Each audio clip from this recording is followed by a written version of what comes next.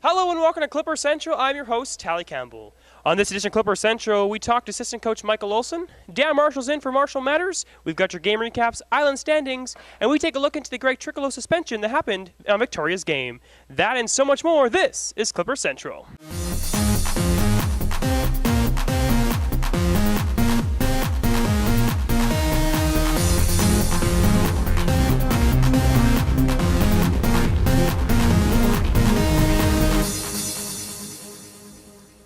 Now, before we get into the two past games this weekend for Unama Clippers, on November 17, the Clippers were taking on the Victoria Grizzlies here at Frank Crane Arena. A hit on Turner Lawson of the Victoria Grizzlies from Greg Trickolo, number 21 of the Unama Clippers, had no call on the ice, but Victoria challenged a play with the BCHL, and the officials gave him a 2-game suspension for a hit from behind. Now, Turner Lawson did leave the ice after the hit and did not play in Victoria's Saturday game against the Alberni Valley Bulldogs. Take a look at the hit.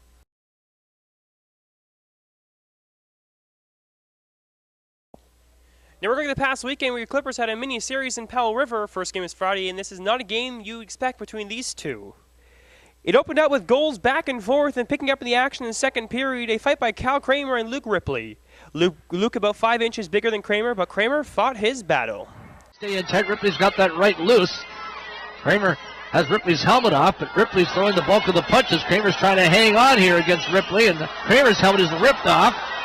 Kramer and Ripley continuing to square off. Kramer's trying to get in tight.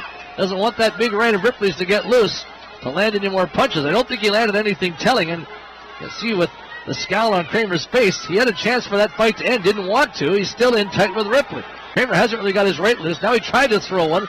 Ripley coming across with a left that didn't really land, and now a short right as the officials break them apart.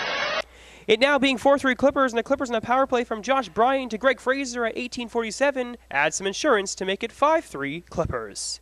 In the third period, Kings getting with 1 goal at 5:19 in the power play, but assistant captain Brendan Forbes from Fitzgerald and Sturrows gets Clippers ahead by 2 goals.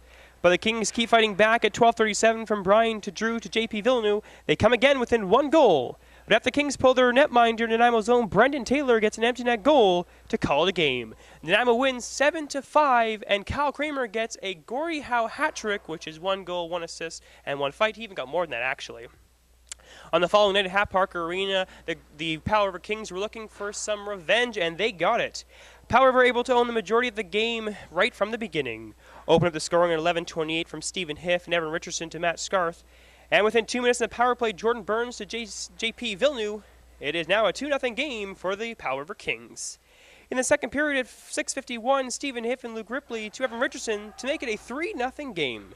Skipping to the middle of the third period, it's now 5-0 Kings. Clippers try and get back first on the power play by your assistant captain, number 22, Kyle Kramer. And then that's first goal by the Clippers. It is now 5-1, which was followed shortly after by another goal by ex-King, Brendan Forbes. But that was a game. Kings beat the Clippers 5-2. And looking at your Island Division standings, Victoria remains first with 32 points. Clippers and Alberni Valley are tied with 30 points. Powell River Kings at 27. And last in the Island Division standings are the Cowichan Valley Capitals at 16. And earlier today, I spoke to assistant coach Michael Olson on his thoughts about the game. I'm now joined assistant coach Michael Olson. Great game on Friday, coach. What played to the success of that game? I don't know if it was a great game. It was a 7-5 win for us. We had to get an empty netter to secure the victory. But I guess we found a way to win.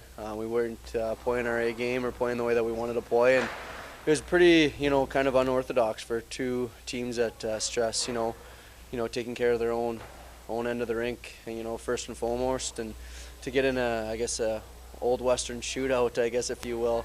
It was kind of unorthodox, like I said, but at least we found a way to win and get the much needed 2 points.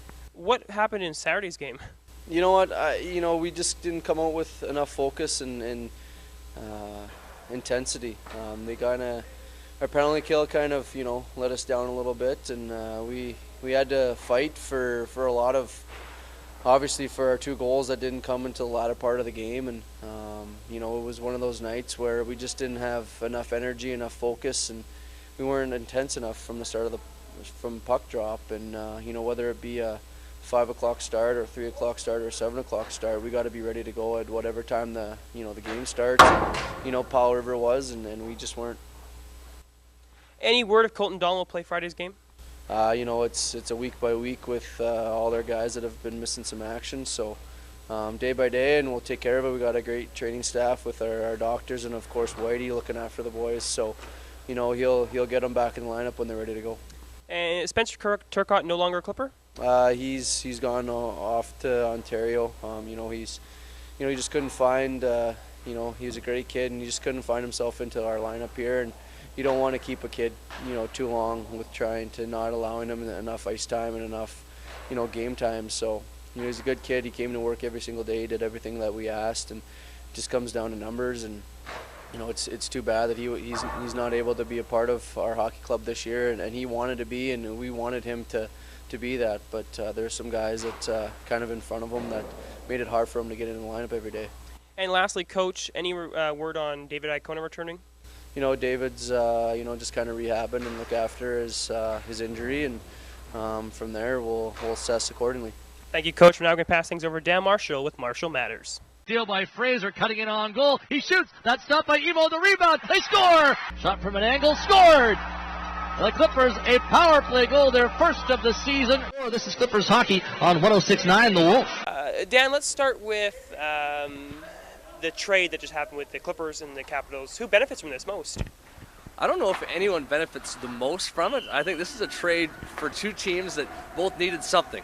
Cowichan gets a little bit younger. They get two guys that have maybe underachieved this year in Nanaimo, but have potential. Luke Gordon has the potential with his skill level, his shots, his ability to score goals. We saw it last year to be an elite player at some point, and it hasn't happened for him this year. Jesse Nair, a guy that's, I think, with more ice time, maybe some power play time and a different system, he can benefit too. And what does the Nanaimo need? Well, right now you'd say maybe it's somebody on the back end with David Iacono being injured. Colton Dolan hasn't played in the last couple of games, but they get a guy that has top six forward written all over him, a natural goal scorer, a guy that moves the puck very well. Cowichan's leading scorer, leads the team in assists, can play on the power play. It's a lot of what the Nanaimo Clippers need as well. I think both teams benefit. This is one of those trades that's a hockey trade. It's not one team trying to get rid of something. It's both teams looking for a need, and I think they've addressed it. So we'll see down the road who wins. Greg Triccolo suspended in the Victoria game. Do you think it's a fair suspension? Boy, here's my problem with the play, and I'll start by saying, I have my Clipper glasses on, and so it's hard to be completely objective. But opening minutes of a game, two referees on the ice, one referee in real good position, a lot closer than the camera angle that the suspension was given on. He doesn't call a penalty, and yet Greg gets a 2-game suspension. Do I think it's an overreaction? Yes, I do think it's a bit of an overreaction for the suspension. Ironically, Greg Triccolo returns November 30th against Victoria. Do you think he'd be looking for some revenge?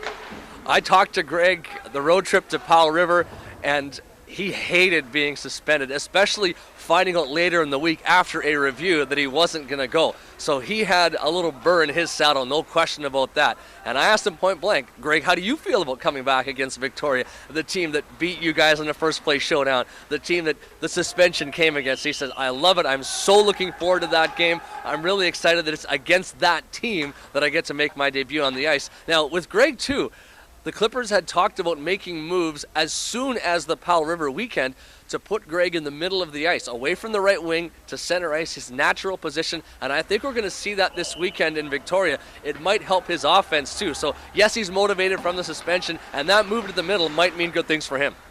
And we're talking about some individual players right now. Mason Mitchell, is he out to just hit people? Is he out to hit people? Absolutely, yes. That's his job, to be physical, to finish each and every check. Now, Mason's taken some penalties this year. He's one of these guys that plays right on the edge. And what that means is sometimes you're right on that edge on the good side, sometimes you're just over that edge, and that can lead to penalties.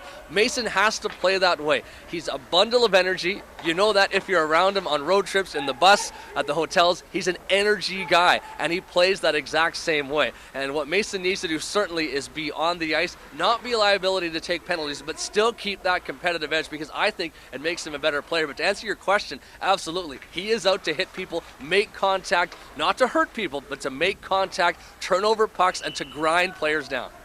Thank you, Dan. It's now time for Clippers in the Community. On Sunday morning, assistant coach Michael Olson and players like defenseman Chris Newton, Chris Rigas, and forwards Mason Mitchell and Kevin Miller spent the morning at Country Club Center at their Christmas pancake breakfast, signing autographs for fans and even playing a little indoor hockey. That's this week's Clippers in the Community. The upcoming games for Clippers this Friday, they take on the Victoria Grizzlies at Bear Mountain Arena, and on Saturday they're at home taking on the Power River Kings, and it's Teddy Bear Toss night. The first goal scored by your Clippers. Throw your teddy bears in the ice for the Nanaimo Toy Drive. And for this edition of Clipper Central, I'm Tally Campbell. Thank you to Dan Marshall, assistant coach Michael Olson. I'd like to also thank all of our contributors off the camera, camera operator Mads Boone, lighting technician Aaron Schultz, and editor Christopher Munns Micklin Victoria. Have yourself a good night. See you guys next week.